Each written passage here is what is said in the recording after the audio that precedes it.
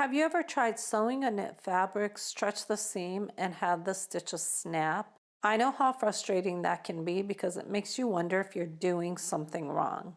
Chances are it isn't you, it's the stitch. Knits need to be sewn a little differently than woven fabrics because they're designed to stretch. If the stitch can't stretch with the fabric, it's likely to break the first time you pull. The good news is you don't need a fancy sewing machine, and you definitely don't need a serger to sew knit garments. You can do it on the sewing machine you already have. Today I want to show you 5 stretch stitches I have on my Singer sewing machine, compare how each one looks, and talk about where I like to use them. By the end of this video, I hope you'll feel more confident choosing the right stitch the next time you sew your knits.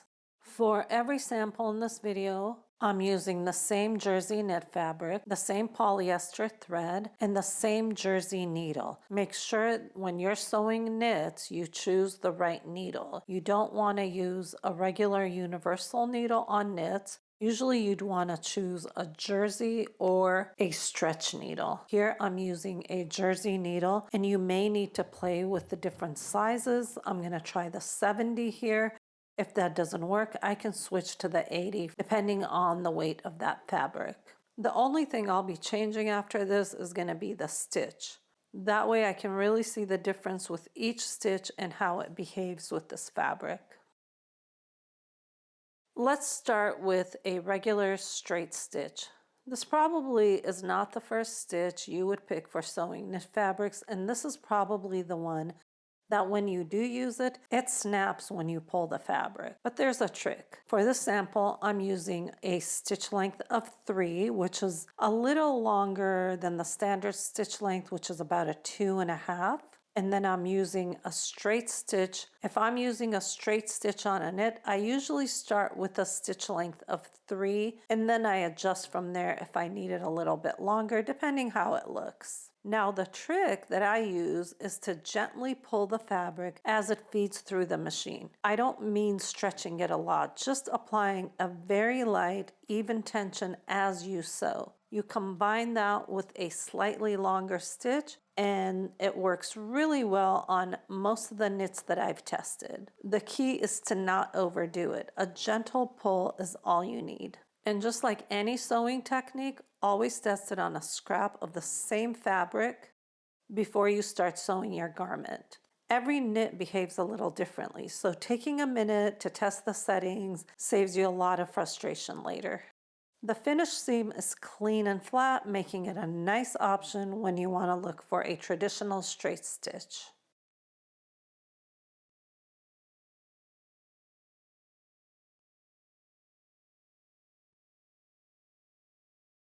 Next is the triple stretch stitch. This stitch sews forward, backward, and then forward again. It creates a reinforced seam that still looks very similar to a straight stitch. Because the stitches overlap each other, this seam is very strong while it still allows for the fabric to stretch. The trade-off is that it takes longer to sew, it uses more thread, and it can be a little bit harder to remove if you need to make adjustments. If I'm sewing an area that receives a lot of stress, this is the one that I choose.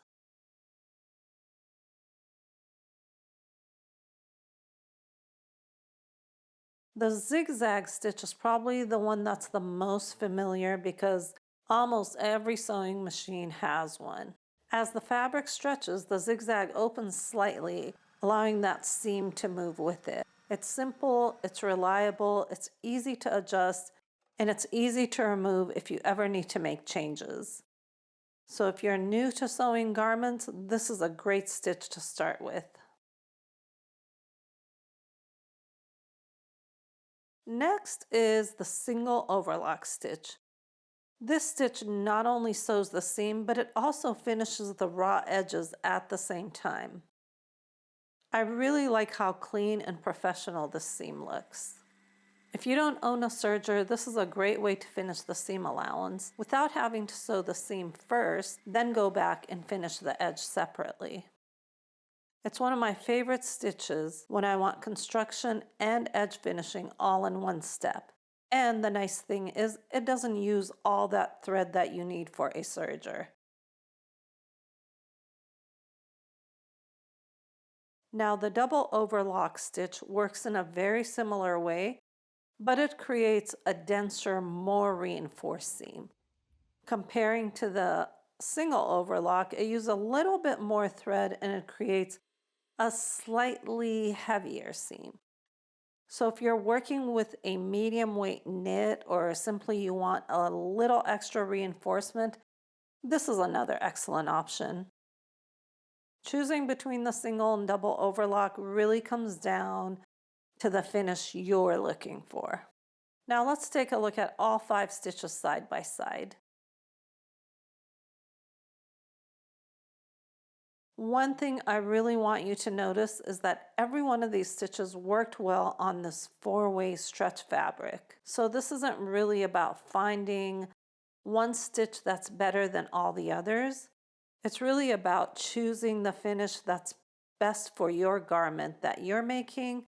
Some stitches sew faster, some create a stronger seam, some finish the raw edges while you're sewing, and some give you that clean look of a traditional straight stitch.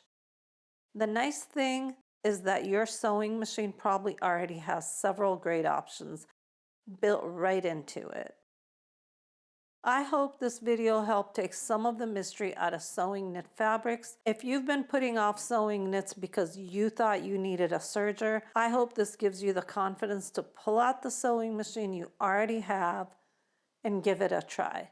In the next video, I'll be using some of these stitches while sewing a simple knit top from start to finish. So if you'd like to see these stitches used in a real project, I hope you'll join me. And if you found this video helpful, I really appreciate that if you give me a thumbs up. And if you'd like to learn more about sewing your own wardrobe, consider subscribing so you don't miss future sew-alongs, patterns, and sewing techniques.